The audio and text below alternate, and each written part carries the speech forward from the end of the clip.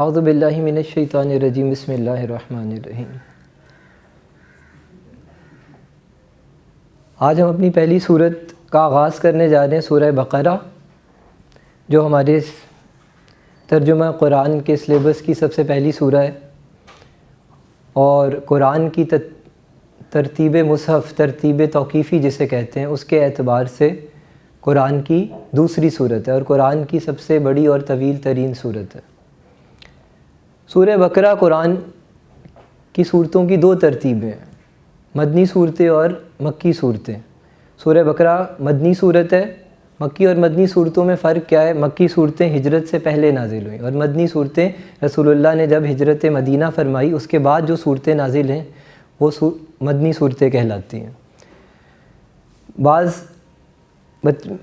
بچے اس میں کنفیوز ہو جاتے ہیں، وہ مکی صورتیں جو مکہ میں نازل ہوئی انہیں مکی صورتیں سمجھتے ہیں اور جو مدینہ میں نازل ہوئی انہیں مدنی صورتیں سمجھتے ہیں، جبکہ ایسا نہیں ہے۔ مکی صورتیں وہ ہیں جو ہجرت سے پہلے نازل ہوئی اور مدنی صورتیں وہ ہیں جو ہجرت کے بعد نازل ہوئیں۔ ہجرت کے بعد رسول اللہ واپس بھی تو مدینہ آئے ہیں، فتح مکہ بھی کی ہے، اس کے علاوہ آپ صلی اللہ علیہ وسلم اور جگہوں پر بھی تشریف لے گئے ہیں۔ تو اصل فرق مکان، یعنی یہ زمانی ترتیب کے اعتبار سے ہے، نہ کہ مکانی۔ یعنی رسول اللہ صلی اللہ علیہ وسلم ہجرت سے پہلے جب مکہ میں تھے جو صورتیں نازل ہوئیں، چاہے کہیں بھی نازل ہوئیں، وہ مکی صورتیں، اور ہجرت کے بعد آپ جہاں بھی تشریف لے گئے وہ صورتیں مدنی صورتیں، چاہے کہیں بھی چاہے ہجرت کے بعد وہ صورتیں مکہ میں نازل ہوئی ہیں، وہ آیات وہ مدنی صورتیں۔ تو یہ اصل فرق ہے مکی اور مدنی صورتوں میں۔ سورہ بقرہ مدنی صورت ہے۔ دوسری، مدنی صورتیں اور مکی صورتیں، ان میں ایک فرق ہے ان کے موضوعات کی خصوصیت کے اعتبار سے، کہ مکی صورتوں کی کچھ خاص کریکٹرسٹکس ہیں، خصوصیات ہیں، مدنی صورتوں کی کچھ خاص خصوصیات۔ وہ کیا خصوصیات ہیں؟ مدنی صورتیں، ان کا ایک میجر تھیم یا فیچر ہے، وہ ہے احکامات۔ مدنی صورتوں میں احکامات نازل ہوتے ہیں، مکی صورتوں میں عقائد بیان ہوتے ہیں۔ دوسری بات خطاب کے حوالے سے، کہ مدنی صورتوں میں اللہ نے خطاب کیا ہے اہل ایمان کو، ان کے ساتھ اس میں دو گروپس، دو گروہ اور شامل ہو گئے۔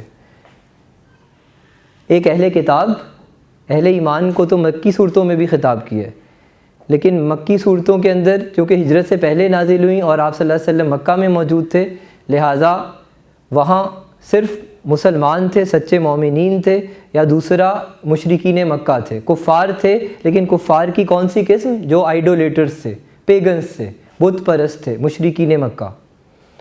تو وہاں خطاب اہل ایمان اور کفار سے ہے، اور کفار کی بھی قسم مشرکین۔ جب رسول اللہ صلی اللہ علیہ وسلم مدینہ آئے تو اب اہل ایمان تو موجود ہیں پہلے سے، وہی مسلمان، سچے مسلمان۔ اس کے ساتھ ایک اور گروہ شامل ہو گیا جو مدینہ کے نیٹیوز تھے، وہ تھے اہل کتاب، خصوصاً یہودی۔ تو مدنی صورتوں میں ان اہل کتاب سے بھی خطاب ہے، تقریباً قرآن کا 1/3 حصہ وہ اہل کتاب ہی سے متعلق ہے۔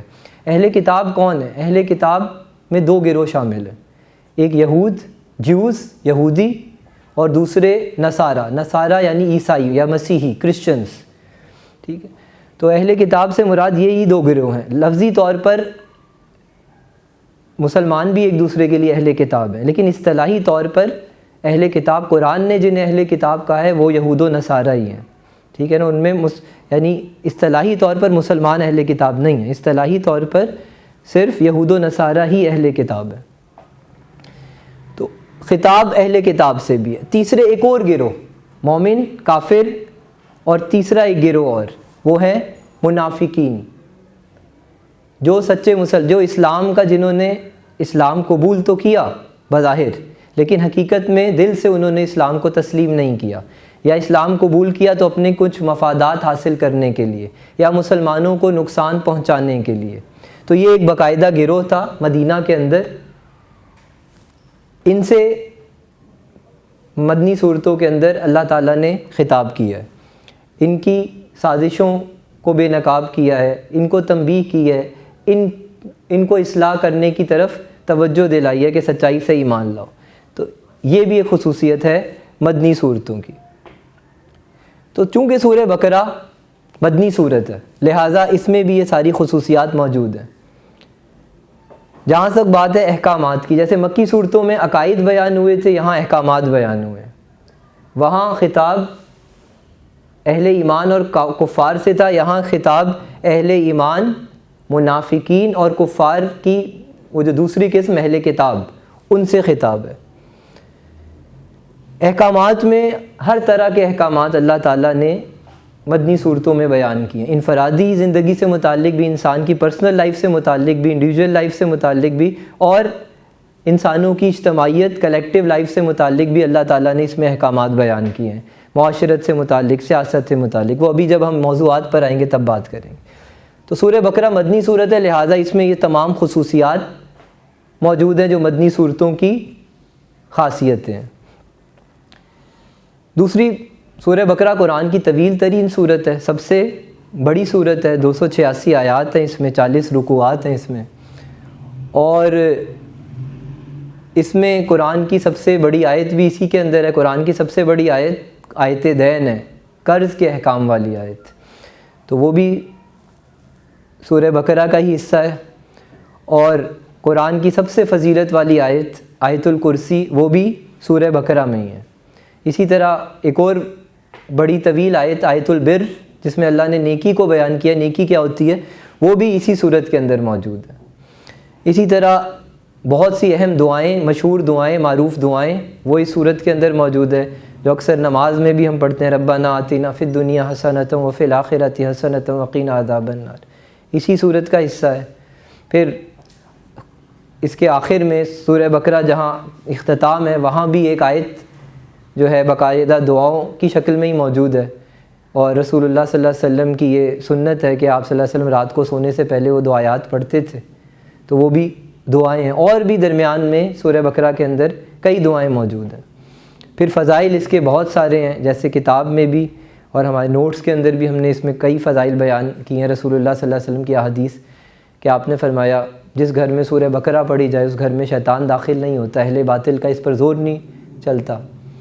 اور آپ نے اس کو سورہ بقرہ کو قرآن کی چوٹی فرمایا کہ قرآن کی چوٹی ہے، اور صحابہ میں جو خاص طور پر سورہ بقرہ اور آل عمران اس کا علم حاصل کر لیتا تھا، یعنی اس کے احکامات، اس کے مسائل سیکھ لیتا تھا، تو آپ صلی اللہ علیہ وسلم نے فرمایا، یعنی صحابہ فرماتے ہیں کہ ہم میں وہ لائق تکریم ہوتا تھا، سب اس کی عزت کرتے تھے، اس کی تعظیم کی جاتی تھی۔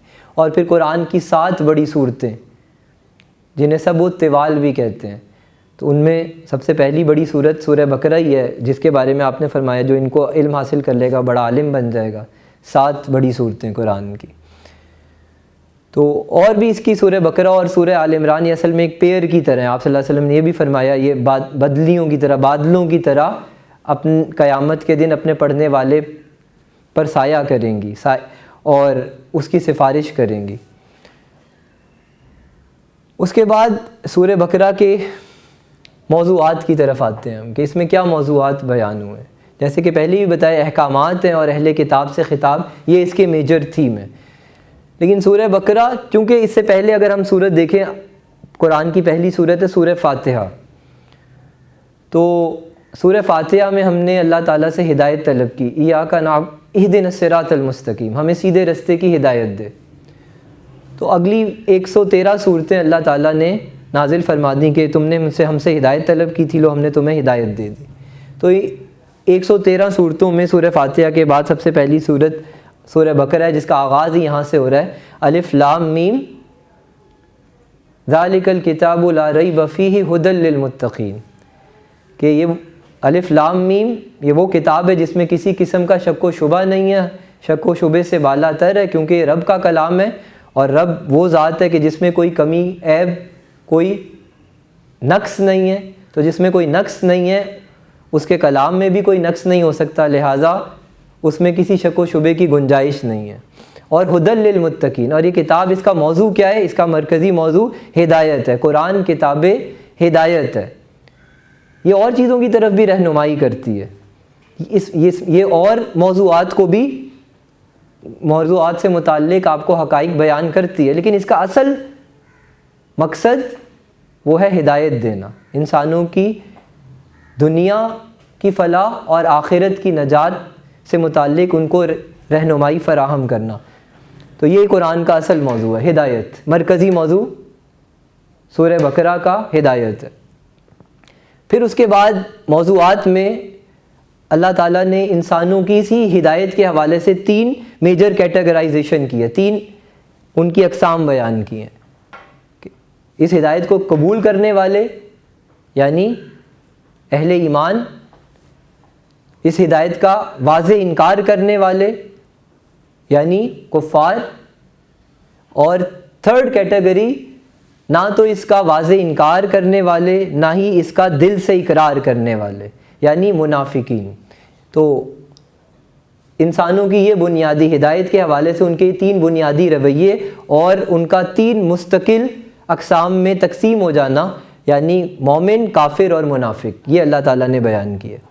اور پھر اس کے بعد تیسرا، اللہ تعالیٰ نے انسانوں کی جو پیدائش ہے، ان کی جو جینیسس ہے، حضرت آدم علیہ السلام اور ابلیس کا وہ واقعہ جو قرآن میں کئی جگہ بیان ہوا ہے۔ قرآن میں جو کئی واقعات تکرار کے ساتھ آتے ہیں، کئی موضوعات اللہ تعالیٰ بار بار بیان کرتے ہیں، تو اس لیے نہیں نعوذ باللہ کہ اللہ بھول جاتے ہیں۔ تکرار کا مقصد ہوتا ہے ایک تو ان کی اہمیت اجاگر کرنا، آپ کسی بات کو بار بار دہراتے ہیں تو مقصد کیا ہوتا ہے؟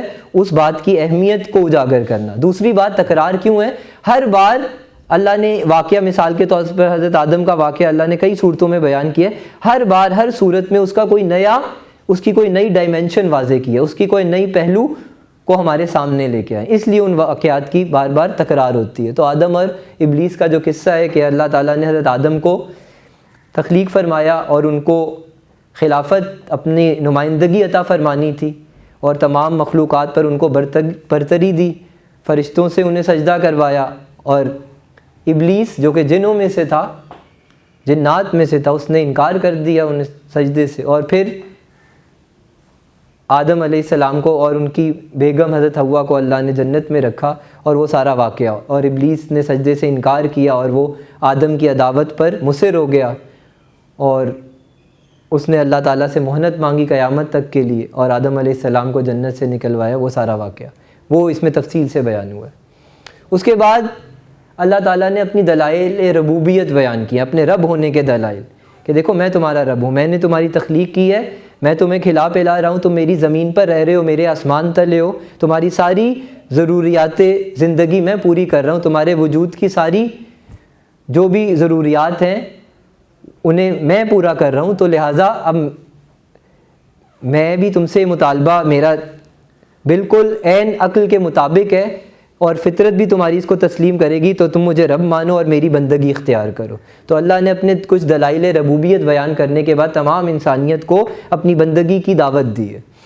اس کے بعد اس کے سب سے اہم بنی اسرائیل کی رودات، تقریباً رکوع نمبر 5 سے لے کر 18 تک اللہ نے اس میں بنی اسرائیل کی رودات بیان کی ہے۔ بنی اسرائیل کون ہے؟ اسرائیل علیہ السلام کی اولاد۔ اسرائیل علیہ السلام کون ہے؟ حضرت یعقوب علیہ السلام۔ حضرت یعقوب علیہ السلام حضرت ابراہیم کے پوتے ہیں، ان کی اولاد بنی اسرائیل کہلاتی ہے، یعنی یہودی۔ یہ 12 قبیلے تھے، پہلے بنی اسرائیل کہلاتے تھے۔ حضرت یوسف علیہ السلام بھی ہیں جن میں، حضرت یعقوب کے بیٹے، اور ان کے باقی 11 بھائی، یہ سب 12 قبیلے تھے۔ بعد میں یہ قبیلے مرج ہو گئے، یہودا حضرت یوسف کے ایک بھائی تھے، اس کے قبیلے کے ساتھ یہ مرج ہو گئے اور یہ یہودی کہلانے لگے۔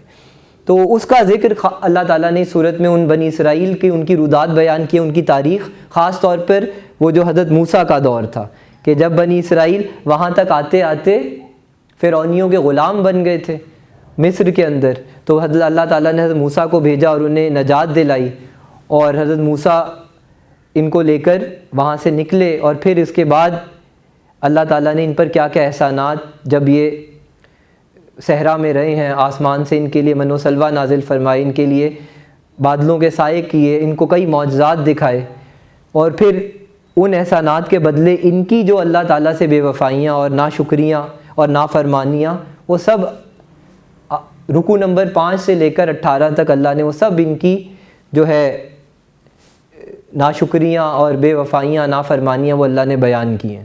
اس کے بعد ابراہیم علیہ السلام کا ذکر ہے۔ ابراہیم علیہ السلام جو کہ تین دنیا کے یعنی دو بڑے مذاہب اور ایک اور تیسرا یعنی اسلام، عیسائیت، یہودیت، ان تینوں کے درمیان ایک سینٹرل مرکزی حیثیت رکھتے ہیں حضرت ابراہیم علیہ السلام۔ تو ان کا ذکر فرمایا ہے، ان کے حوالے سے جو انہوں نے تعمیر کعبہ جو ہے، کعبے کو جو انہوں نے تعمیر کیا، جسے اللہ تعالیٰ نے پہلی مرتبہ کعبے کو تعمیر کیا تھا حضرت آدم علیہ السلام نے۔ اصل قبلہ انسانوں کا خانہ کعبہ ہی تھا، دوسری مرتبہ اسے ری بلڈ کیا حضرت ابراہیم علیہ السلام نے، اس کا ذکر اللہ تعالیٰ نے فرمایا۔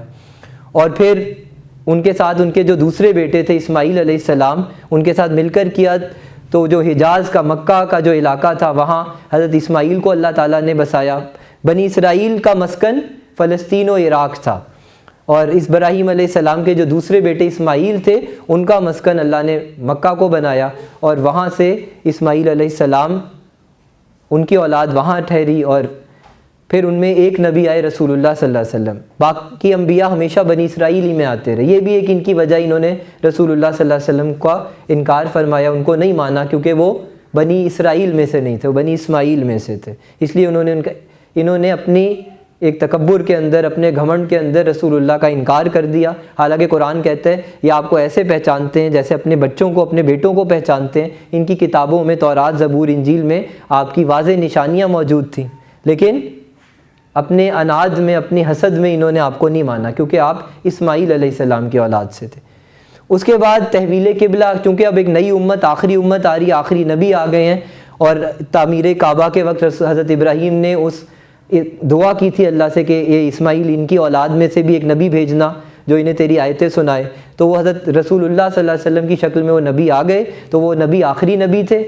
تو اب چونکہ آخری نبی ہیں تو آخری امت ہے، تو اب آخری امت کا قبلہ اللہ تعالیٰ نے اسے وہی توفیق دی کہ انہوں نے جو اصل قبلہ تھا، جسے پہلی مرتبہ آدم نے اور دوسری مرتبہ ابراہیم علیہ السلام نے تعمیر کیا تھا، ان کو توفیق دی کہ اس قبلے کو اختیار کریں۔ تو تحویل قبلہ، قبلہ کا تبدیل ہونا، پہلے قبلہ بیت المقدس تھا، اس کے بعد یعنی مسجد اقصیٰ، اس کے بعد خانہ کعبہ کو قبلہ بنایا گیا جو کہ اصل میں قبلہ تھا ہمیشہ سے۔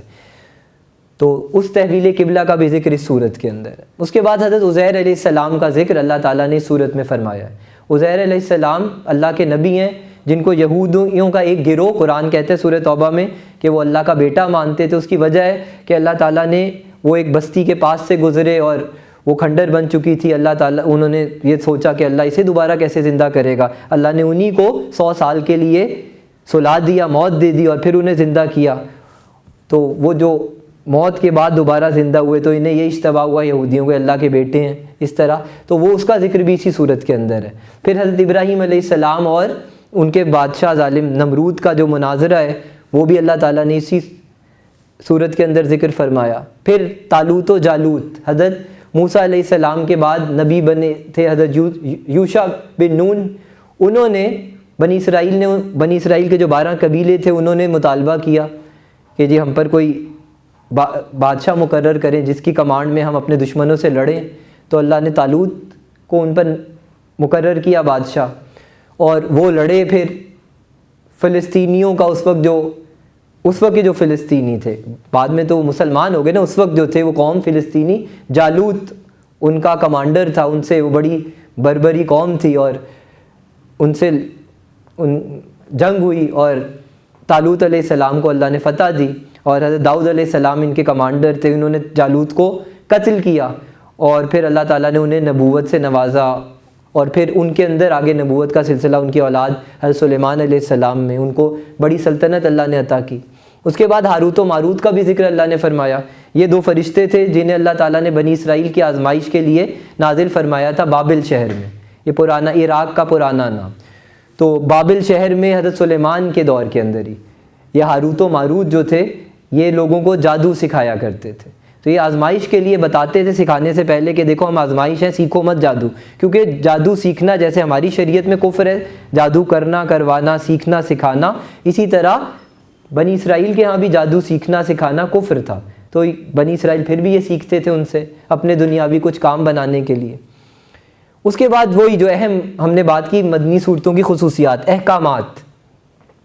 انفرادی اور اجتماعی احکامات بڑی تفصیل سے بیان ہوئے ہیں، ہر طرح کے احکامات انفرادی زندگی سے، ارکان اسلام، نماز، روزہ، زکوٰۃ، حج، سب اس میں بیان ہوئے ہیں۔ کچھ اخلاقیات بھی بیان ہوئے، عقائد، توحید اور آخرت خاص طور پر، وہ بھی اس میں اللہ تعالیٰ نے بیان فرمائے ہیں۔